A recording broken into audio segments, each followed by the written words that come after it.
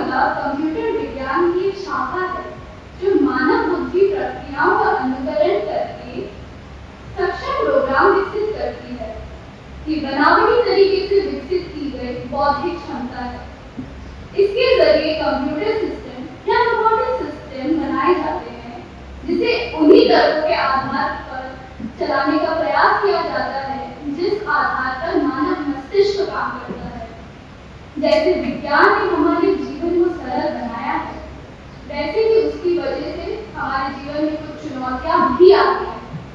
कृत्रिम बुद्धिमत्ता आज जीवन को सहज तो बना रहा है, परंतु भविष्य के लिए क्या ये चुनौती है? यही आज हमारे वाद विवाद प्रतियोगिता का मुख्य विषय है।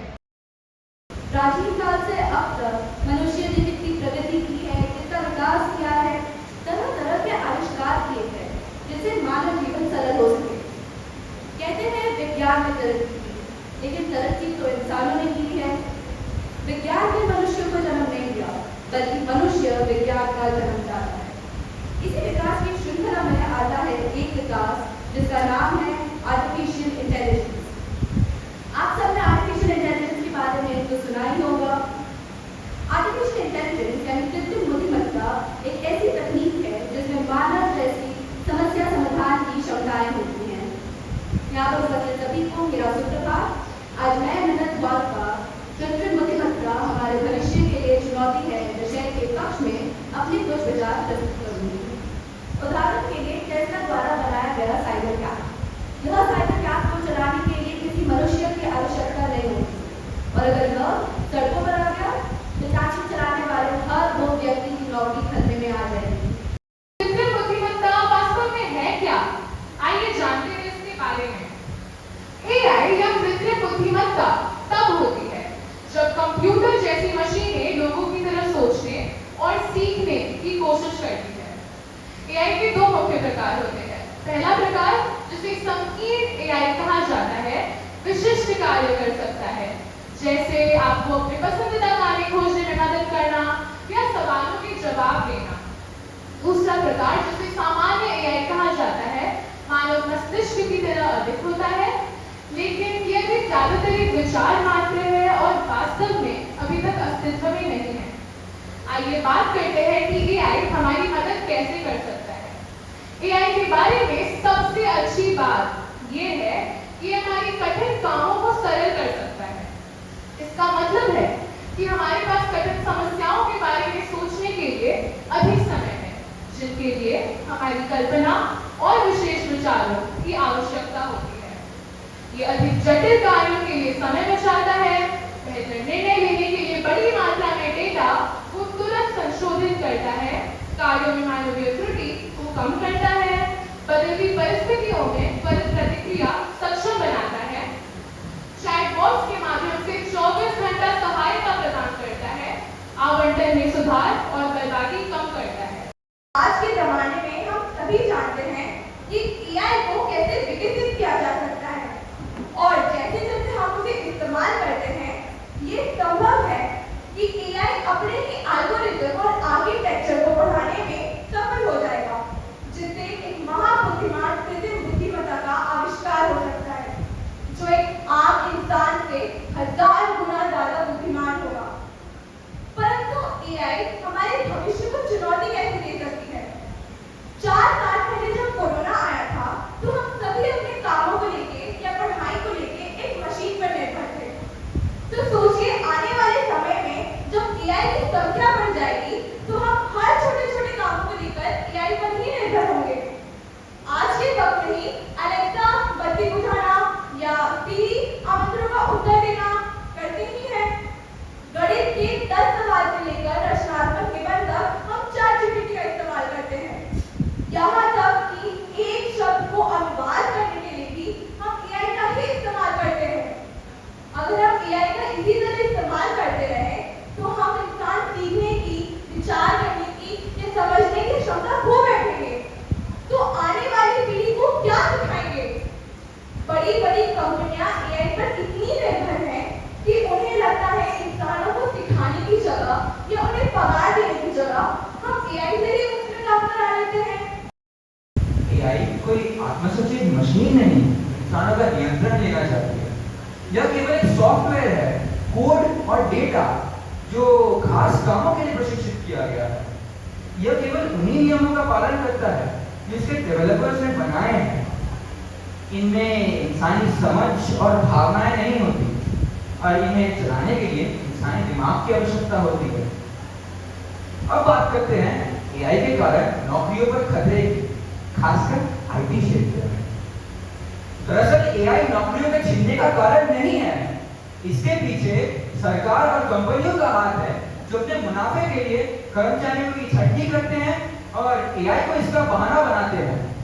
कंपनियां चाहे तो लोगों को और नौकरियां दे सकती है क्योंकि एआई को चलाने के लिए मनुष्य की ही आवश्यकता है। एआई को नहीं चला सकता, परंतु कंपनियां तो अधलोभी और स्वार्थी है। वे क्यों इंसानों को काम पे रखकर अपने खर्चे बढ़ाएगी? इसमें तो दोषी कंपनियां ही है, ना कि एआई। अब आप ही बताइए, अगर एक खूनी किसी का खून करता है तो किसे गिरफ्तार करना चाहिए, खूनी को या चाकू को? आजकल के बच्चों को जानते हैं, कुछ भी विषय में कुछ जानने का उनको मन होता है तो अपने गुरु या अपने माता पिता के पास नहीं जाते। वे केवल फोन उठाते, चैट जीपीटी खोलते और बस उन्हें तो सामान मिल गया। तो आप बताइए, जब बच्चों को कुछ जानने के लिए मेहनत ना करना पड़े तो वो क्यों कृत्रिम बुद्धिमत्ता का उपयोग ना करे? वो अवश्य ही करेंगे और इससे समय का बचत नहीं होगा। इससे उस बच्चे की स्वयं सोचने की क्षमता, पढ़ने लिखने की क्षमता सब पर खराबी बनती है। तो हम ये अक्सर सुनते हैं, बच्चे देश का भविष्य है, पर अगर ये भविष्य ही कृत्रिम बुद्धिमत्ता पर निर्भर रहेगा तो आपको नहीं लगता कि ये भविष्य की चुनौती है? और आप लोगों को ये पता है कि देश का सबसे पहला ह्यूमनॉइड रोबोट क्या था? सोफिया। अभी एक जन ने कहा था कि एआई को चलाने के लिए मनुष्य की जरूरत पड़ती है, पर इस सोफिया को इसीलिए प्रतिबंध कर दिया गया था क्योंकि ये एक दूसरे ह्यूमनॉइड रोबोट के साथ मिलकर अपनी एक नई भाषा बना रही थी। तो अगर ऐसे धीरे धीरे करते करते ये अपनी सीमा बना ले तब क्या होगा? तो क्या ये भविष्य में चुनौती नहीं बनेगा? मैं आपको बताना चाहती हूँ कि विश्व आर्थिक मंच के शोध के अनुसार कृत्रिम बुद्धिमत्ता से 2025 तक 57 लाख, आप सही सुन रहे हैं, 57 लाख नई नौकरियां उत्पन्न होंगी जो पहले अस्तित्व में ही नहीं थी। इसमें एआई विकास और साइबर सुरक्षा या फिर प्रॉम्प्ट इंजीनियरिंग जैसी नई नौकरियां भी शामिल हैं। आप पूछेंगे कि यह सब नौकरियां वह कैसे कर सकते हैं जो उतने शिक्षित नहीं? मैं आपको बता दूं कि अब कृत्रिम बुद्धिमत्ता दुनिया के हर एक कोने में किसी न किसी तरीके से हमारी सहायता कर रही है। छोटे से छोटे गांव और बड़े से बड़े शहर में वह पहुंच रहे हैं। एआई के आने से वे सबसे पहले अपनी नौकरियां खो देंगे। महान वैज्ञानिक स्टीफन हॉकिंग, इलॉन मस्क और बिल गेट्स ने भी कहा है कि एआई की शक्तियों पर अगर समय रहते हुए पाबंद नहीं लगाया गया तो ये भविष्य में मानवता की बर्बादी का कारण बनेगा। जापान, अमेरिका और सिंगापुर जैसे देशों में एआई का इस्तेमाल अभी से किया जा रहा है बच्चों को पढ़ाने के लिए। हालांकि अभी आरंभिक चरण पर है, पर मेरी तो रूह कांप जाती है वो दिन सोचकर जब हमें एक अध्यापक से नहीं बल्कि एक एआई से पढ़ना पड़ेगा। एक अध्यापक हमारी मनोस्थिति समझता है, वो हमारे कमजोर विषयों पर मेहनत करके हमें एक अच्छा विद्यार्थी बनाता है और जो पहले से ही अच्छा विद्यार्थी है उसकी कुछ कमियां ठीक करके उसे एक सर्वगुण संपन्न विद्यार्थी बनाता है। एक अध्यापक जिस प्यार से, जिस ममता से अपने विद्यार्थी को पढ़ाते हैं, वैसा एआई हमें कभी 10 जन्मों में भी नहीं पढ़ा पाएगा। एआई से ना केवल मनुष्य की नौकरियां ना करे बल्कि इससे मनुष्य के नैतिक को भी काफी खतरा की संभावना है। आपकी निजी डेटा एवं छवि अगर किसी गलत जगह लीक हो जाए तो इससे हमारी सुरक्षा का क्या होगा? उदाहरण के तौर पर कई भारतीय अभिनेत्रियां की एआई द्वारा आपत्तिजनक वीडियो बनाई गई थी और सोशल मीडिया पर डाली गई थी, जिसके खिलाफ पुलिस कंप्लेंट की हुई थी। एआई के आने के बाद से मानव घोटालों को अंजाम देना तो एक बाएं हाथ का खेल बन चुका है। एआई की मदद से आपकी आवाज को, चेहरे को, बोलने के ढंग को नकल करके एक वीडियो बनाया जा सकता है और आपको एक गैर कानूनी अपराध में फंसाया भी जा सकता है। एआई से मनुष्य में रचनात्मकता, सोचने की शक्ति, धैर्य सबकी कमी होती जा रही है। रूटर्स के एक अभिलेख के अनुसार चीन में एक आदमी के साथ 9,30,000 का घोटाला हो जाता है जब चोर ने अपने ही चेहरे को पीड़ित के दोस्त के साथ बदल दिया था। मैं अंत में यही कहना चाहूंगा, मुझे तो आने वाले दिनों में यह नजर आता है कि यह एक जंग का रूप ले लेगा मनुष्य और मशीन के बीच में, जिसमें मनुष्य के लिए अपना ही अस्तित्व बचाना एक चुनौती वाला कार्य बन जाएगा। क्या मशीनें हमसे अधिक बुद्धिमान है और हमें गुलाम बना लेगी?